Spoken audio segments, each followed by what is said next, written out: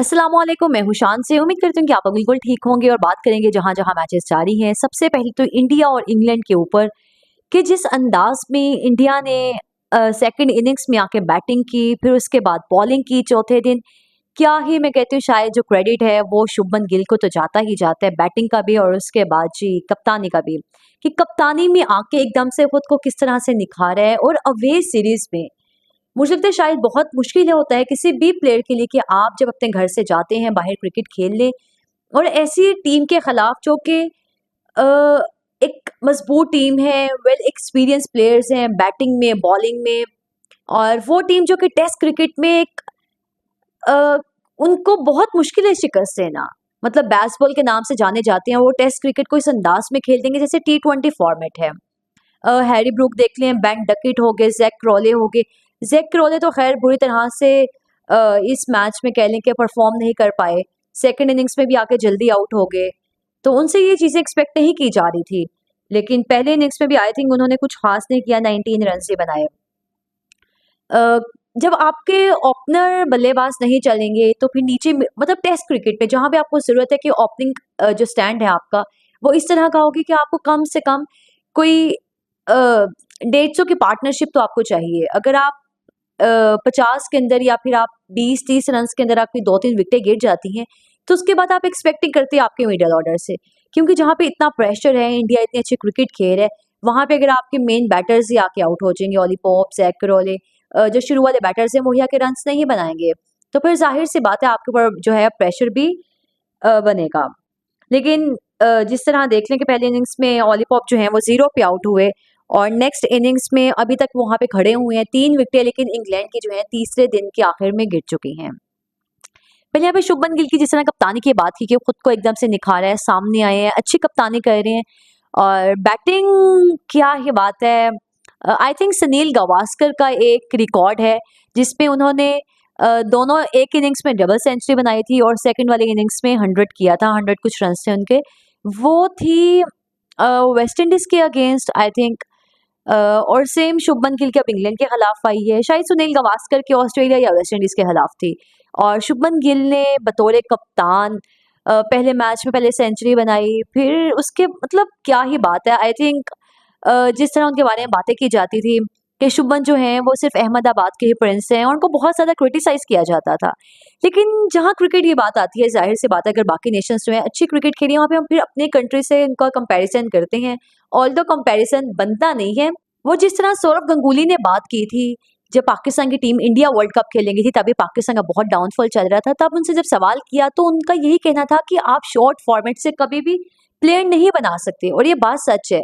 जिस तरह यहाँ पे पाकिस्तान में चीज़ होती है कि T20 मतलब जो पाकिस्तान सुपर लीग है, ये भी T20 फॉर्मेट के ऊपर ही है और वहाँ से हम प्लेयर्स निकालते हैं। हम जो 4-4 दिन की क्रिकेट है, लिस्ट ए के मैचेस हैं, एफसी के मैचेस हैं, हम उन चीज़ों को देखते ही नहीं है, हम वहाँ के प्लेयर्स को बिल्कुल ज़ाया कर देते हैं। अभी आप देख लें रुहेल नसीर को कितने मौके दिए गए, हसीबुल्लाह को कितने मौके दिए गए। उसके बाद जी अपने जो टेस्ट में हमने इनको शामिल किया था, मुझे इनका नाम नहीं याद आ रहा, जिनको बाबर आज़म की कप्तानी में इंग्लैंड के खिलाफ भी मतलब टीम में शामिल किया गया, बाहर बिठा, मोहम्मद हुरैरा, कितने चांसेस दिए गए उनको भी। तो हम ना तो अपने प्लेयर्स के साथ ज्यादती करते हैं। हमने बाबर आजम को किंग बनाया, नो डाउट वो बहुत अच्छे प्लेयर हैं, जिस अंदाज में बैटिंग करते हैं वो जानते हैं हर बॉल को मेरिट पे खेलना। लेकिन जब तक आप उसमें मजीद बेहतरी नहीं लेकर आएंगे, उस चीज़ को आप मजीद तराशेंगे नहीं, तो हम क्या कहाँ से हीरा निकालेंगे, किस तरह से? मतलब हम 1-2 मैचेस के बाद हम बस उनको आसमान पे बिठा देते हैं, इतनी हाइप दे देते हैं। लेकिन अब यहाँ पे अगर आप शुभमन गिल को देखें, पाकिस्तान के एक वेल एक्सपीरियंस बैटर का आप कंपैरिजन करें, रिजवान देख लें, बाबर देख लें, फहर देख लें उनके, तो हम इन प्लेयर से कभी एक्सपेक्टिंग करेंगे कि वो शुभमन गिल वाली चीज़ लेकर आएँ। फिर उसके बाद हम उन्हीं इंडियन प्लेयर्स को क्रिटिसाइज़ करते हैं। जो चीज़ एक अच्छी है, उस पे बात करनी चाहिए, उस चीज़ को आपको एप्रिशिएट करना चाहिए। लेकिन फिर दुःख भी होता है, तकलीफ भी होती है कि यहाँ पे हम किस तरह नेशनल T20 से प्लेयर लेकर आते हैं और डोमेस्टिक में तो हमारे बिल्कुल भी डोमेस्टिक को तो कोई बात करना चाहता ही नहीं है। साहिबजादा फरहान के बारे में बातें की जाती थी, ठीक है, जहाँ पे एक प्लेयर आपको लगता है सिर्फ T20 फॉर्मेट में इसको जगह देनी चाहिए, वहाँ पे हम उसको छोटी टीम्स के खिलाफ रेड बॉल टीम के मतलब वहाँ पे भेज रहे हैं, रेड बॉल क्रिकेट खेल रहे हैं, हम वहाँ पे उसको व्हाइट बॉल में ही शामिल नहीं कर रहे। हमने साहिबजादा के साथ इतना टाइम यही काम किया और उसके बाद जब उनको पाकिस्तान सुपर लीग में शामिल किया गया तो फिर उसके बाद हर बंदे ने बात की कि हाँ ये तो इंटरनेशनल मटेरियल है। लेकिन सलमान बट्टेवन के जो कि क्रिकेट जानते हैं और आई थिंक पाकिस्तान में बेस्ट क्रिकेटिंग माइंड अगर किसी का है तो वो सलमान बट्टे हैं। लेकिन तब वो भी ये बात करते थे कि साहिबजादा फरहान जो है डिजर्व नहीं करते, लेकिन है वापस मैच पे ही आएंगे। लेकिन अब जो टारगेट दिया गया है जी इंडिया की जानिब से वो है 608 का, 608 का, और ये बहुत मुश्किल है इंग्लैंड के लिए अब चेस करना। जाहिर सी बात है एक दिन है पीछे आपके पास, लेकिन इंग्लैंड ने 72 रन्स बना ली हैं जी 3 विकेटों के नुकसान पे। और जैक क्रॉले फिर इस वाले इनिंग्स में कह लें कि डक पे आउट हुए, ऑली पॉप अभी खड़े हुए हैं, नॉट आउट हैं।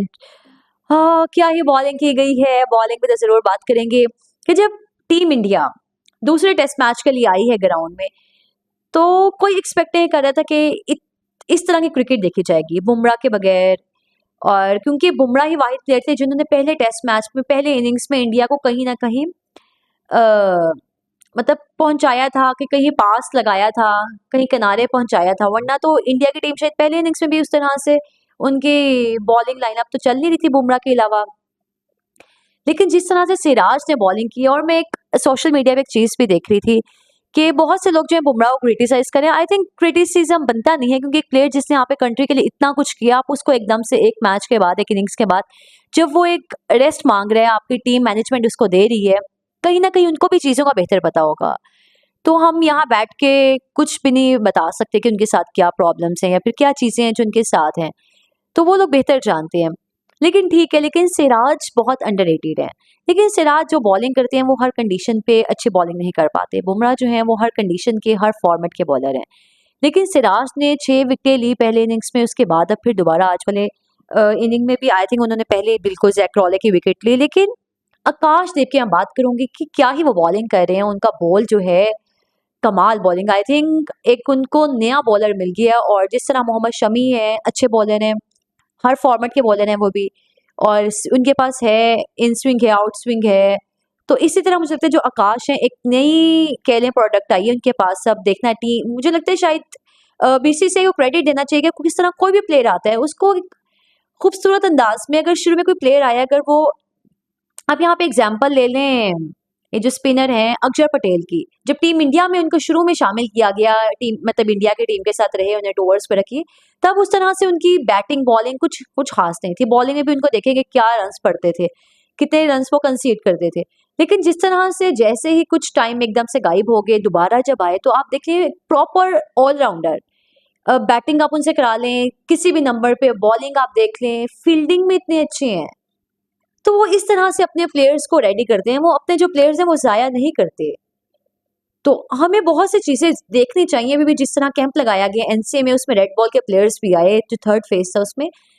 लेकिन हम फिर भी चाहते हैं कि मज़ीद काम होना चाहिए। आप रेड बॉल क्रिकेट को फ़रोग दें, आप उस पर मज़ीद काम करें।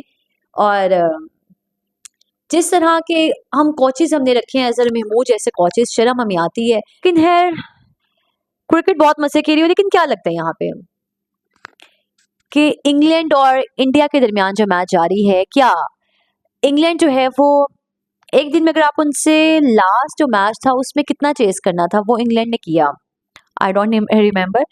लेकिन अब 536 रन हैं, और आई थिंक मैच ड्रॉ होगा। लेकिन यहाँ पे टीम मतलब इंडिया के लिए शुभमन गिल की टीम के लिए यहाँ पे कह लें बुरा भी फील हो रहा है कि इतनी मेहनत करने के बाद भी अगर मैच ड्रॉ होता है तो क्या फ़ायदा। बट यहाँ पे बॉलर्स का असल इम्तिहान है। जिस तरह लास्ट वाले मैच में जो पहला मैच था उसमें बुमराह जो है आखिरी दिन नहीं परफॉर्म कर पाए, और उस तरह से इंग्लैंड ने मैच कह लें कि छीना और जीता। तो अब देखते हैं यहाँ पे आकाशदीप का, बाकी जितने सिराज हो गए, बाकी जितने बॉलर्स हैं, इनका असल इम्तिहान है कि क्या ये लोग करते हैं। मैं साथ ही मैं बात करती जाऊंगी ऑस्ट्रेलिया और वेस्ट इंडीज के मैच के ऊपर कि जिस तरह वो मैच, तो मुझे बहुत मजा आ रहा है। मतलब इंग्लैंड इंडिया का मैच ठीक है, दो बिग टीम्स हैं, दो अच्छी टीमें जो है आपस में मैच खेल रही हैं और अच्छे प्लेयर्स हैं, सब कुछ मतलब है। लेकिन वेस्ट इंडीज और जो ऑस्ट्रेलिया के दरमियान मैच है, क्या ही बात है। आई थिंक जिस अंदाज में वेस्ट इंडीज़ के प्लेयर्स हैं वो एक गेम को एंजॉय करते हैं, एक प्रॉपर कह लें कि आपको एक प्योर सिनेमा, एक एब्सोल्यूट सिनेमा आपको नज़र आता है कि साथ मैच भी हो रहा है, मज़ा भी आ रहा है, एंजॉय भी कर रहे हैं। ऑडियंस है वो तो ऐसे लगता है जैसे किसी पार्टी में है। मतलब क्या ही बात है उनकी।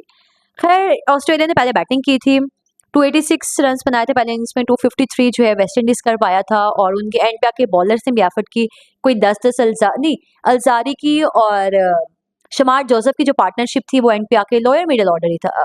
लेकिन खैर उन्होंने 50 रन्स बनाए, फिर उससे पहले किंग ने आई थिंक अच्छी बैटिंग की थी, तो उनकी ये सब चीज़ें थी। बिल्कुल।